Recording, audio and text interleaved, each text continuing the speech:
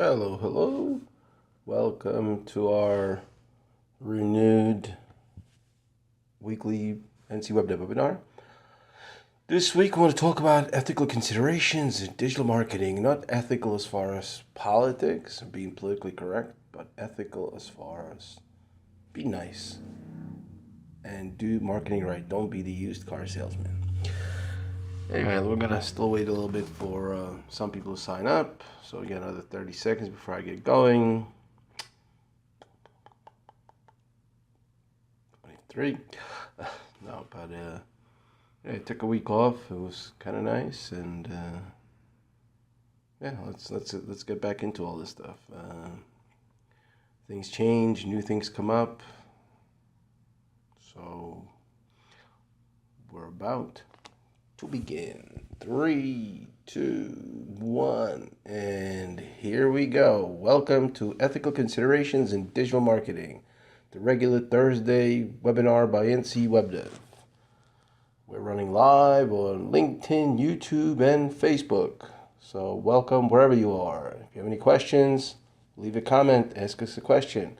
The YouTube channel is Global Productions. Being able to see it, we've been working very hard on building it last month or last 30 days or so.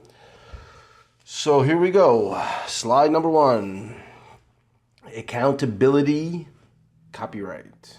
Civil penalties can include actual damages, statutory damages, and attorney's fees. Statutory damages are set by law and can range from $750 to $30,000 per image infringed. That means if you take somebody's image, you did not obtain the rights, you're liable, especially if that image made you money. You're just liable for your own actions. Criminal penalties for copyright infringement can include up to 5 years in prison and a fine of up to $250,000. I mean, you know, it's nothing to be taken lightly. And I see a lot of this stuff happening all across the spectrum of marketing, and it's no joke. Only use, there's 4 steps to take the accountability. Only use images that you have the rights to. Whether it's Canva, always read the rules. Even Canva has specific rules for images. But you go to Pixabay, most of those images, for example, there will be okay, free to use for everything, but always check the rights, because sometimes they have a special comment on it that says, okay, you could only use it for YouTube, you could only use it for private stuff, for charities, whatever. So there's a lot of stuff there's a lot of little things that you got to check before you use the images. Canva's probably the safest, although they have something called the single use, so you cannot keep reusing the images, but I think they do take it somehow out of your account, that image, once you use it. So I don't know, but they have that worked out. So yeah, stick with Canva, and that's like the safest one to do. But just don't browse the internet and say, oh man, this is a great looking image and I want to use it in my next thing. Well, if you want to use it and if you can't find it in a free data bank, ask the owner, or ask whoever posted it, find the owner, get the rights. Be careful about using the images. As I mentioned, that's the 3rd point, and I already mentioned that, is just because it's available on Canva, on Shutterstock, and you buy the rights, does not mean you can always buy it to freely use however many times you want and wherever you want. For example, like for TV, you can't, like, there's a whole special category for using images in TV advertisements. So, you know, a lot of it is digital. A lot of it can be just online, but if you want to make flyers that you're going to be handing out, it's a different set of rules and different set of permissions you got to get. And point number 4 here, if you are on the receiving end on the infringement, not the one that you're infringing, but somebody's infringing on your stuff, don't worry, you can take legal action. There is protection. It's not true that, oh, well, you know, they're using it, I can't do nothing about it. Trust me. And we'll get into that also later, but if you use images that are not yours, or vice versa, if somebody used your image on their website, all you got to do is tell Google, they get penalized. They literally they can get delisted. I'm going to talk about that more as far as copyrights and everything else. I mean, it's serious stuff. Guerrilla marketing. Guerrilla marketing is a broad term used to define any unconventional marketing strategy that relies on creativity and imagination rather than a large marketing budget to promote a product or service. What that means is, and it's something that we've been doing pretty much, is building the LinkedIn for free. We don't pay for any ads. Building the Instagram for free, and building now YouTube for the last month, as I said. And those guerrilla practices are fine. Guerrilla marketing, there's nothing wrong with it.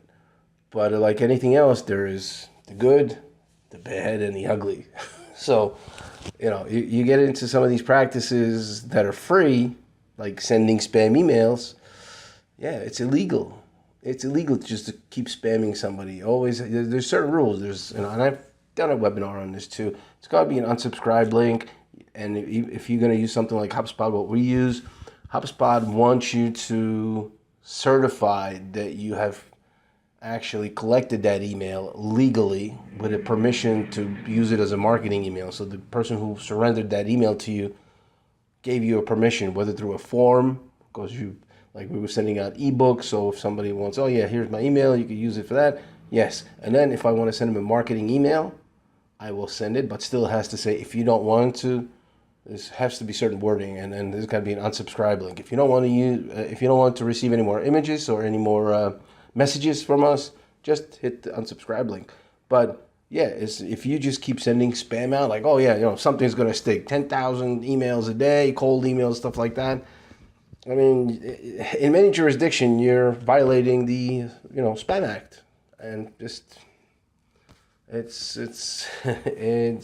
again, money and at times even jail time, but big money. The next practice is deceptive advertising. So that's false or misleading claims. Legal action can harm the reputation of a brand. If you do deceptive advertising and bait and switch, you're not going to go to jail. It's a good thing. But your company may be closed, and people will just not buy from you. So whatever you advertise, like you go again, as mentioned, that used car salesperson.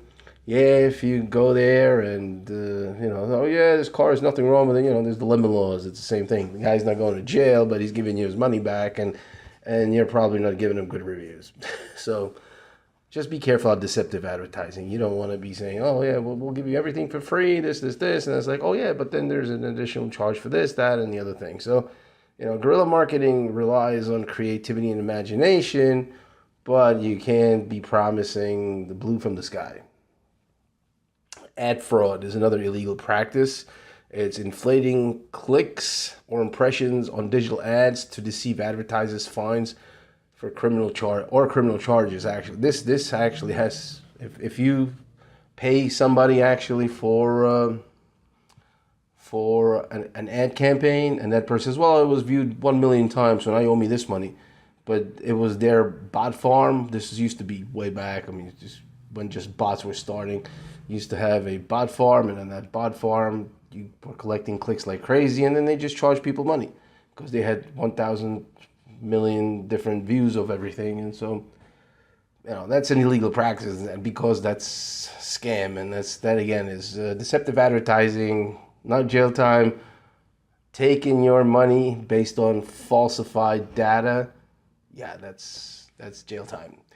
Back to an interesting one I ran against when I looked up when I was looking guerrilla marketing, and there was a website that said guerrilla marketing gone wrong. So the latest one, whoever watched the Super Bowl, and it was a Tubi interface interruption at the 2023 Super Bowl. What they did is they ran a screen of Tubi, and everybody thought that they were, and it was an ad, but it was like a screen interface of Tubi that overlaid over the Super Bowl. Oh yeah, what movie you gonna watch, and blah blah. Yeah, it was caused the rise of the number of quarrels and domestic violence cases. So that's another form of advertising you might want to stay away from. Link creations and forwarding. Link forwarding is the process of redirecting one URL to another. It is often used when a website changes its address or when a page is no longer available. That's the good one. However, that's the good use of forwarding. Like when you're changing the link and then you just forward that one, that's fine because you're still sending that person to the right address. However, link forwarding can also be used to manipulate search engine results pages, SERPs. If you are not careful, link forwarding can be detrimental to your website or digital marketing. Again, if Google says, oh yeah, this guy says, oh, well, get a free Mercedes. And then somebody clicks on it over there is like, yeah, get a free Mercedes Matchbox car as soon as you buy a Mercedes for $100,000. If that content does not correlate with the link and stuff, and you go to someplace completely else, I mean, one of the worst that I've seen lately is people that are just using they post a link on LinkedIn that goes to their website, they just directly forwards into under a very shady name, and then it just goes into a YouTube thing. So it's like completely misinformation, misguiding. I mean, that's just how long, that's just asking for trouble. So it's, create links that are relevant to content. Links should include keywords of your page. That's when you create an article. The link should sort of, the way I do it anyway, for most part, is it is exactly identical to the title. Unless it's really long, then you just use a short part of it. But whatever that article is about, make sure that's in that link. It's also a very good SEO practice. But if you put something completely else and you go to website A and then at the end you end up on website B or C, you may be considered a spammer and a scam artist again. So meaning the keywords that you want to rank for, they always want to be in the link.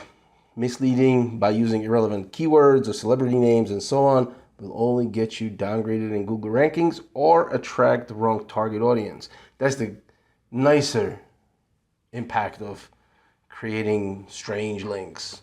So just be straightforward. I mean, it's simple. It's simple ethics. Like, you want something, ask for it. You want to offer something, tell what you're offering. Don't promise A and deliver D. I mean, people are not going to go for it. It's just crazy.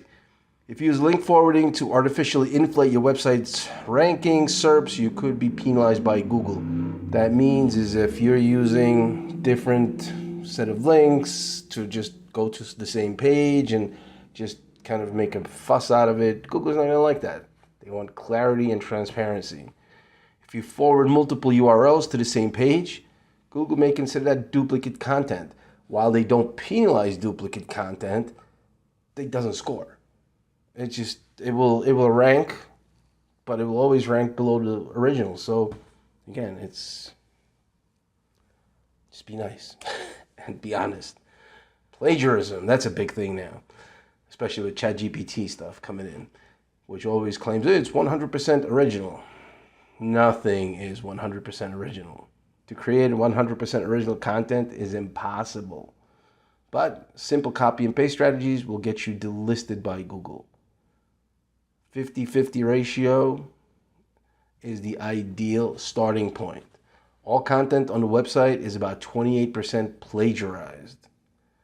Doesn't mean you went and copied it from somebody. Just means whatever you're about to start writing, 28% of that content was already written by somebody.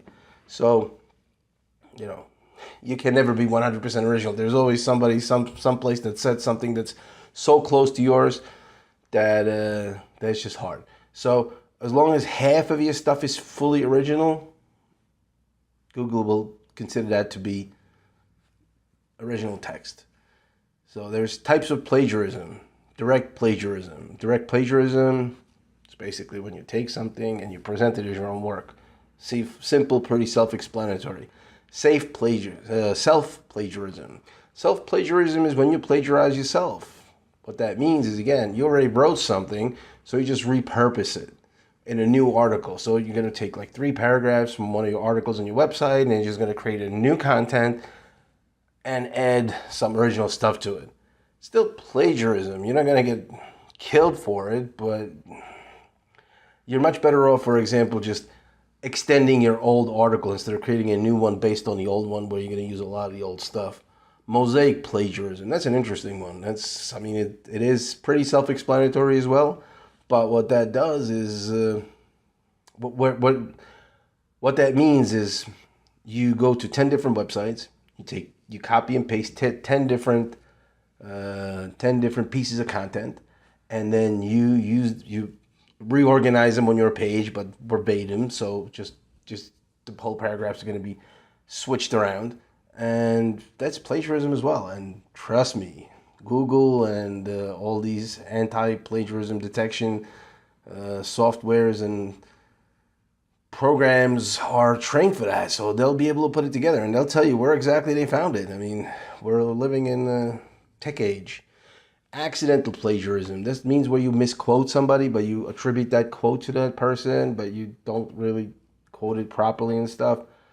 Yeah, just want to be careful about that. It's not something that you always be careful when using somebody else's stuff. You're just much better off using like ChatGPT or Bard, which we've been doing lately, and just take that as a starting point, put those things together, and just add in personalized stuff. It's just so simple, because already that whatever they create is not copied anywhere, but again, part of it is. But when you make it original, yeah, it costs a little bit of time, but an effort, but it doesn't cost a whole lot of money. Duplicate content.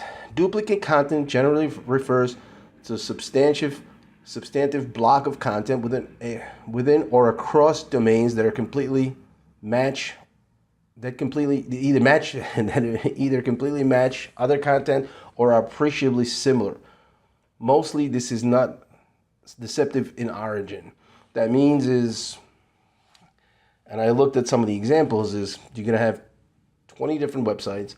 They're going to use generally similar content, and it's just going to copy and paste it if you're going to use it in multiple places. Or, for example, this text has been written already 5 times. So Google will actually pair that together and say, okay, well, this content is duplicate. And unless somebody says, well, he plagiarized, he's not allowed to use it. If it's you that doing it, you can use the same content across platforms, so that won't be a problem. Except the problem will be that only the first one will rank. The other ones that you use the same content on, that will not rank. So it's useless. That's basically what it comes down to. It's useless. So duplicate content, there's no penalty for, but it's not going to rank. So you're hurting yourself. Why is business ethics important? Well, proper ethics will help you gain respect with your potential customers. You may at first be tempted to just focus on generating revenue in the short run, but adhering to proper ethics will pay out in the long run. That means being intrusive, annoying, bothering people, sort of spammy. Don't do that. I mean, it's just have some integrity. That's, don't be sending out 20 different emails. I would say people like Cardone and, these guys, they get so aggressive sometimes in their email campaigns that they just bombard you. And it's like, I know it gets the sales, but come on, it's just, don't go crazy. Some examples of intrusive, annoying, I'd call it unethical. I mean, it's just because it's legal doesn't mean it's ethical. Ethics is more about just being nice and polite to each other, as I keep saying all throughout this webinar. Once upon a time, spam type pop-ups were a big thing. I mean, you clicked on a website and you get 50 different pop-up windows. Usually to casinos and porn. And then they got your login and card and destroy. So pop-ups lost a lot of reputation. Whoever's using them, it's a very shady tactic. Today, they're almost seen a rebirth. Oh, we're much better today. We're just completely different. Now, it's still as annoying as ever. It slows down your website generally. There's some pop-ups that are decent, like the ones where you chat with people and stuff. But, they're detrimental to the UX, the user experience, because a user will be annoyed by it. That means he will leave your website sooner. that means you will not convert, and he's less likely to come back. I already said that in previous webinars. If the UX is not properly set up, you're hurting your customers. They're less like, if they don't have a good user experience, they're less likely to come back. So you want your guys to come back? Don't use pop-ups. Yeah, it'll get you that first sale, it'll get you this, but let's say out of 10,000 people, you're gonna make 5 sales, but you might have lost a couple of thousand people that are just not gonna come back, that would have bought something from you a month later. How do you know? You already annoyed the hell out of them. So I don't understand this, how these pop-ups are making a comeback, because people I've been talking to, everybody says, no pop-ups. We don't want pop-ups on the website, and as soon as I see a pop-up on the website, I shut it down and I go somewhere else. There's plenty of options to every single service there is. Stay away from pop-ups. That's my point. Send LinkedIn requests politely. So when you're trying to get somebody, the worst thing is especially now with YouTube, we've been doing this YouTube, I posted on LinkedIn, and within 5 minutes I get Bangladeshi guys just saying, hey, yeah, you want to grow your channel? It's all great and completely natural, organic traffic. I can get you immediately. Now, I'm like, and that's it. And that's because I posted a YouTube short, and that's because he's following the hashtag I used, so immediately I get a ding from them. I'm like, I just keep saying, no, I hit an X, and I don't know that person. So that way he gets a spammy score, but they just keep coming in. There's way too many of them. But yeah, this is their tactic. And I mean, if you want to connect with people for business purposes, LinkedIn is for B2B. Well, then what you do is you ask them nicely. I actually will be doing a YouTube short on this. And it's just, you send out a message, you ask them, keep it polite. You're dealing with professionals. You greet, you kindly ask, and you thank. You're not going to say, you just got to say, just ask politely. Say, listen, does it make sense this is what I have to offer. Does it make sense for us to connect? Most people will just shut down a sales pitch message, which is right there in a connection request, which, by the way, has 300 characters, but you're like, sell. Yeah, it's not going to work. Don't spam on social networks. I mean, that's pretty logical, but some marketers will use, again, guerrilla marketing tactic of going onto someone's post and saying, yeah, we are better than this, and then go to my website, you could buy it for half the price, and yeah, we offer same service, free, and first is, it's not professional. Second is, if you get marked as spam often enough, or not even you, like if you hire somebody that will use this tactic, they don't care because your account will get blocked, not theirs. So if he manages your channels, social media channels that way, end that relationship right now. Yeah, give me a call. But no, stay away from that. It'll get your accounts blocked. And I think the number one ethical thing across all platforms, whether it's Instagram, whether it's LinkedIn or whatever, I mean, have a real profile picture. There was a fad a few months ago that started with the avatars. I mean, that's pretty nasty, crazy stuff.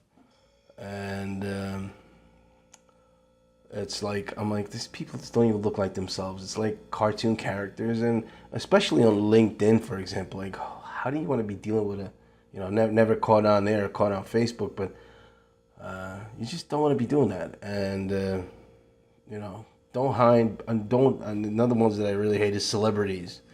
Is like, yeah, that's a person I'm not going to deal with at all, ever. Not business. He's not getting my business. Just don't do that. And the worst, the pits of them all is blank Facebook profile photo, or blank LinkedIn, the gray shady thing. It's the end. It's like, I don't even send connection requests. I skip those automatically because A, who knows what's hiding behind that, and B is they're not really serious about LinkedIn or any other social media. They just have it for fun or for whatever else, and that's not a partner for me. So Well, that I think is the biggest thing. Anyway, so it's been our 25 minutes now. So thank you for your attention. And go to the website, get more info. Visit our YouTube channel, follow it, Global Productions. I give these tips every single day. And yeah, I record these shorts, so I'm not sure if it already came out or not. But I did a whole recording on that LinkedIn, so you could look it up. If it's not there, it's going to be there in the next few days. I'm not sure off the top of my head about the publishing schedule that we have. But it's Global Productions, YouTube channel. Follow it, like us, ask questions there, here, reach out. We're here to help. Have a great rest of Thursday, and I'll see you soon.